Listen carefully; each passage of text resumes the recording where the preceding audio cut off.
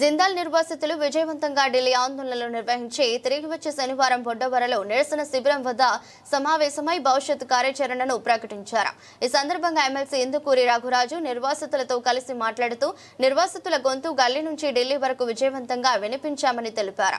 ఈ నేపథ్యంలోనే జిందాల్ యాజమాన్యానికి అనుకూలంగా వ్యవహరించిన కలెక్టర్ బదిలీ అవ్వటం కూడా జరిగిందన్నారు. రానున్న రోజులలో 1000 మంది నిర్వాసితుల కుటుంబాలతో చలో అమరావతి చేపడతామన్నారు. అప్పటికీ నిర్వాసితులకు న్యాయం జరగకపోతే జీవో నెంబర్ 14కి వ్యతిరేకంగా ఇటు జిందాల్ నిర్వాసితులతోనూ అటు తాటిపూడి ఆయకట్టు రైతులతోనూ ఉమ్మడిగా 10,000 మందితో జీవో నెంబర్ 14తో వచ్చే నిర్వాసితులకు తాటిపూడి పరివాహక ప్రాంత రైతులకు వచ్చే అనర్థాలు తెలియజెప్పేందుకు రైతులందరితో ఒక సదస్సు నిర్వహిస్తామన్నారు. అలాగే రాబోయే పరిశ్రమల లాభ నష్టాలను ప్రజలతో చర్చించేందుకు గ్రామ సభలు పెట్టి గ్రామ సభల ఆమోదం పొందిన తర్వాతే ముందుకి ప్రభుత్వం వెళ్లాలన్నారు. మరి ఇక్కడ ఈ ప్రాంతంలో ఎస్కోట్ ప్రాంతంలో జిందాల్ నిర్వాసితులు మాకు అన్యాయం జరిగిందని మరి రోడ్డెక్కి 84 రోజుల నుంచి నిరసన తెలియజేస్తూ మరి ఇక్కడ ఎంఎస్ఎంఈ పార్క్ అంటున్నారు. ఈ పార్కులో ఎటువంటి మరి కంపెనీలు వస్తాయి, ఎటువంటి ఇండస్ట్రీస్ వస్తాయి కనీసం చెప్పకుండా మరి ఈ ప్రాంతంలో రైతులందరినీ కూడా భయభ్రాంతులు చేసి పోలీసుల సహకారంతో 18 సంవత్సరాల తర్వాత జిందాల్ యాజమాన్యం ఇక్కడికి వచ్చి భూములన్నీ కూడా కబ్జా చేస్తూ ఉన్నారు. మాకు న్యాయం చేయండి, మా భూములు మాకు ఇప్పించండి అని రైతులు మరి వాళ్ళు నిరసన తెలియజేస్తున్న పరిస్థితి మీ అందరికీ తెలిసిందే.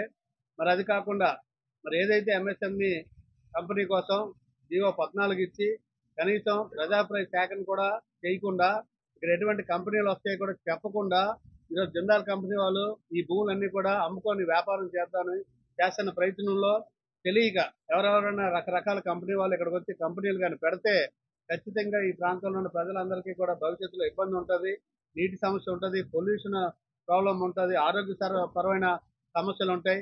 అలాగే ఇక్కడ దగ్గరలోనే నవోదయ విద్యాలయం ఉంది, అలాగే తాటిపూడి రెసిడెన్షియల్ స్కూల్ ఉంది, తాటిపూడి రెసిడెన్షియల్ కాలేజ్ ఉంది. చుట్టుపక్కల సుమారు 25 గ్రామాలు ఉన్నాయి, 40,000 మంది జనం ఉన్నారు.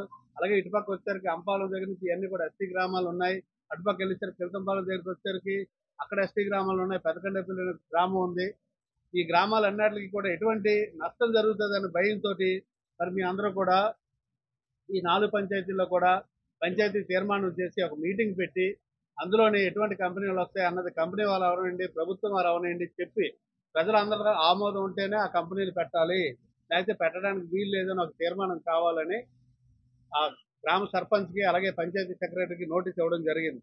ఇచ్చిన 2 రోజుల్లో మరి ఏమనుకున్నారో తెలియదు కానీ మరి గౌరవ కలెక్టర్ గారు ఇప్పుడు ట్రాన్స్ఫర్లు లేవు, డెప్యుటేషన్ లేవు, ఏమీ లేనప్పటికీ కూడా కలెక్టర్ గారు బై ఫోర్స్ బలవంతంగా ఇక్కడ ఈ ప్రాంతంలో పనిచేస్తున్న మున్సిపల్ సెక్రటరీని, పెదకండేపల్లి సెక్రటరీని, కిల్తంపాలెం మన బొడవర్ సెక్రటరీని, కిల్తంపాలెం సెక్రటరీని ట్రాన్స్ఫర్ చేయడం జరిగింది.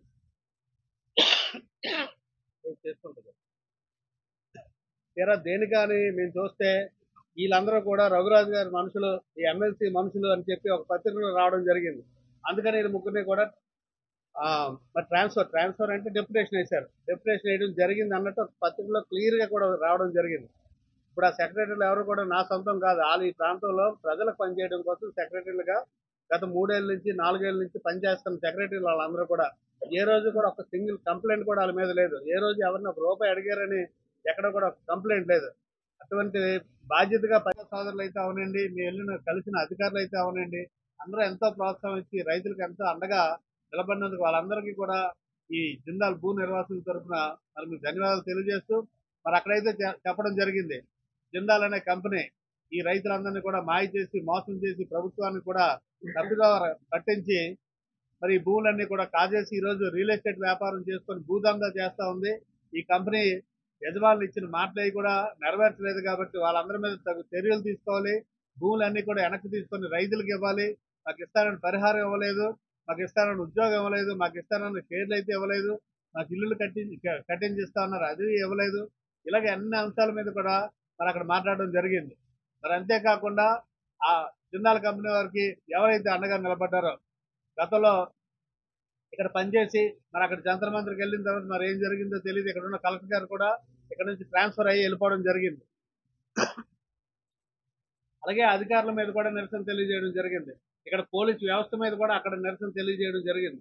ఎందుకంటే మనకున్న పోలీసులు మన జిల్లా వాళ్ళు, మన ఎస్కోట మన జిల్లా వాళ్ళు, మన రాష్ట్ర పోలీసులు ఎవరు కూడా ఈ రైతులకు సహకారం చేయకపోవడమే కాకుండా వీళ్ళు బెదిరించి భయపెట్టి ఈ ఉద్యమాన్ని అణగదొక్కడానికి ప్రయత్నం చేశారు.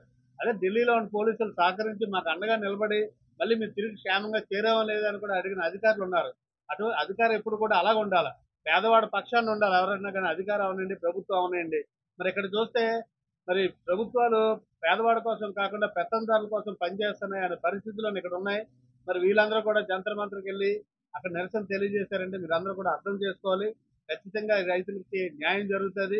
ఏదైతే వీళ్ళ డిమాండ్స్ ఉన్నాయో మా భూమి మాకు వెనక్కి ఇచ్చేయాలని. అలాగే నిన్న మొన్న కొత్తగా రైతులందరూ అడుగుతున్నది ఏంటంటే, సార్ మన భూమి వెనక్కి ఇచ్చేమన్నందుకు అది ఇచ్చిన డబ్బు మనం వెనక్కి ఇచ్చేద్దాం, మా భూములు మాకు ఇచ్చేమనండి అని కూడా రైతులు అడిగే పరిస్థితి ఉంది. కాబట్టి ప్రభుత్వానికి పెద్దలకి తెలియజేస్తా ఉన్నాం.